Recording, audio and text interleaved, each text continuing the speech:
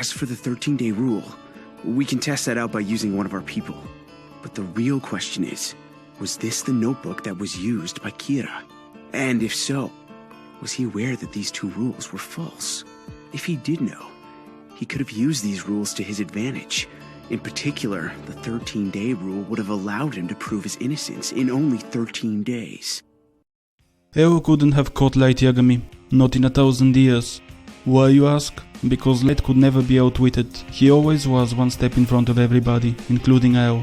The Yotsuba arc is just one giant scheme he had woven like a spider. His character reminds me of Professor Moriarty from the Sherlock Holmes novels. A spider spreading wide his webs and exiting untouched in the end. Moriarty also couldn't be taken down by intelligence. Sherlock had to endanger his own life and physically push Moriarty down to his death. In the same manner, Light was taken down by Mello. Neither Nia nor Eo could have brought themselves to do what Sherlock knew he had to, take a gamble.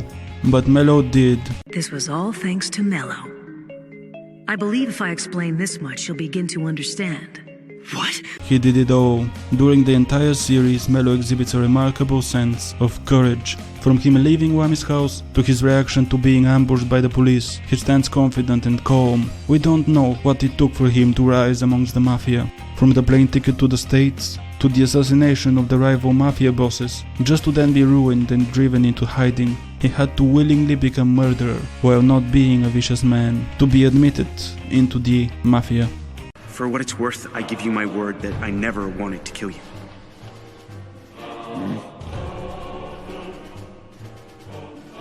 But tell me, Yagami, you've never killed someone before, have you? Despite the hardships he faced, we never saw him suffering. He didn't break down crying. He doesn't throw temper tantrums. It is as if he purposefully refuses to suffer, which I found refreshing.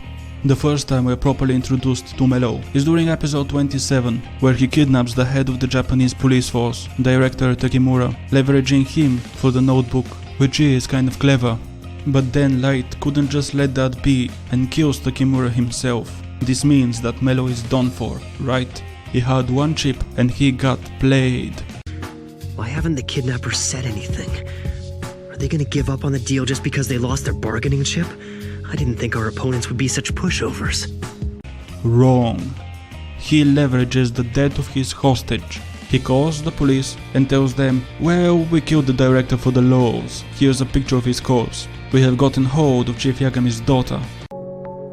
So what are we gonna do, Mello? I'll tell you what we're gonna do. We're gonna kidnap Soichiro Yagami's daughter, Sayu Yagami. You better give me the note or she gonna be next. And then he sets up a whole another flight for the transportation of Chief Yagami to the Mexican desert, where he has missiles set up to smuggle the notebook out of the reach of the authorities. In case you're wondering, there are Mexican cartels that actually possess missiles. I can track news about Mexican cartel missiles back to the 90s, which is absolutely ridiculous. Anyway, what I want to say by recording this whole ordeal is that Mello is an incredibly cool character, and he should be recognized for this. On behalf of his thinking process, it must be said, Mello alongside Nier fundamentally differ from Eo. Don't worry, Commander Rester. Making assumptions is part of any investigation. If we're wrong, all it'll cost is an apology.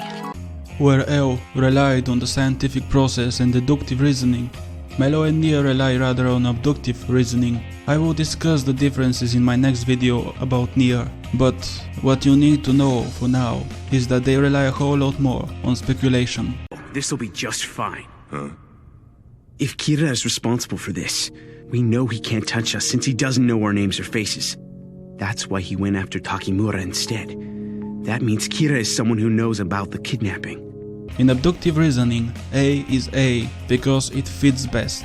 Where in deductive and inductive reasoning, the conclusions are backed by either mathematical or statistical proof. In abduction, they are backed by their ability to explain the observed phenomena.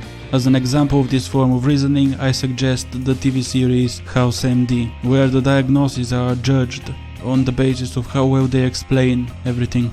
In the few instances where we are presented with the thought process of Mello, we can clearly distinguish it from that of Eo with his willingness to commit to conclusion and to act upon it, for which he is often regarded as a fool. a judgment I cannot agree with considering the magnitude of his achievements. Light couldn't have allowed for the notebook to remain in the hands of Mello. Thus, he organized an all-out offensive to recover the note and get rid of Mello. We'll begin withdrawing now.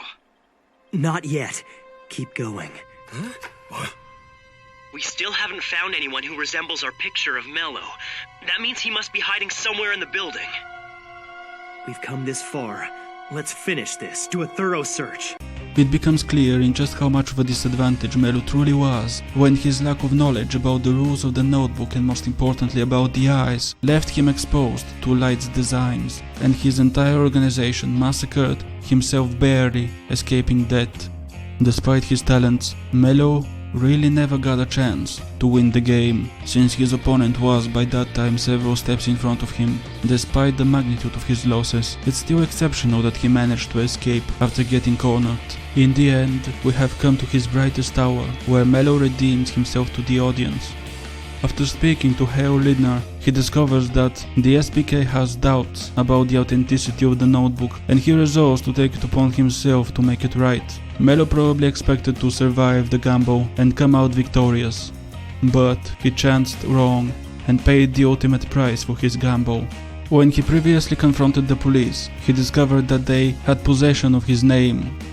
He also knew that Kira has ties in the police, but since he wasn't yet killed, he concluded that either one, they didn't remember his face, the only one who saw him directly was Chief Yagami, and he was shot pretty badly. Mello has also taken the last photo from near, or two, Kira do not dare to kill him, maybe because he will be brought out or something, but in the end Mello had a good reason to take the gamble. Despite the presence of the possibility of his death, he judged it far more likely that the name to be written by Kira will be that of Takada, not his, but since the ability to kill with a piece of the notebook was discovered in the end. Tell me, if someone's name was written on a ripped-off piece of paper, would they still die? Oh yeah, of course they would. I thought so. I bet you were able to use that to your advantage. I wonder how many times you deceived us with this, and how many people you killed. Mello wasn't ready for Takada to sign his death sentence. The name of Takada was written inside the notebook anyway, by Light and then later by Mikami. No one knew that Light carries a piece of the notebook with himself, and probably was for the better, yet nobody implicated in the Kira project could leave Takada to speak. She knew too much, and she had to be taken care of. Mello left them no choice. Her name had to be written.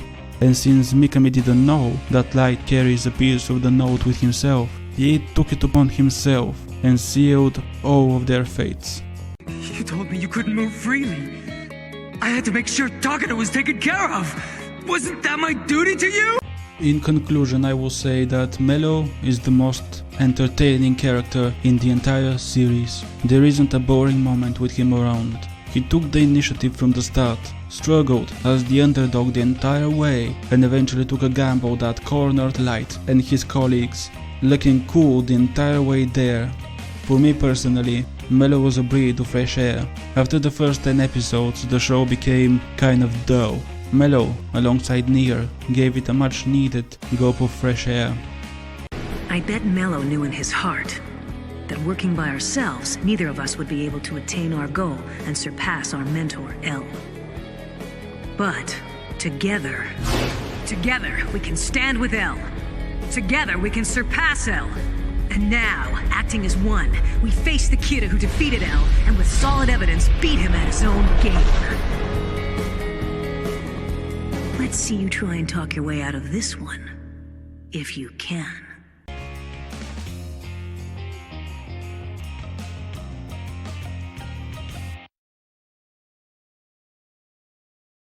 As for the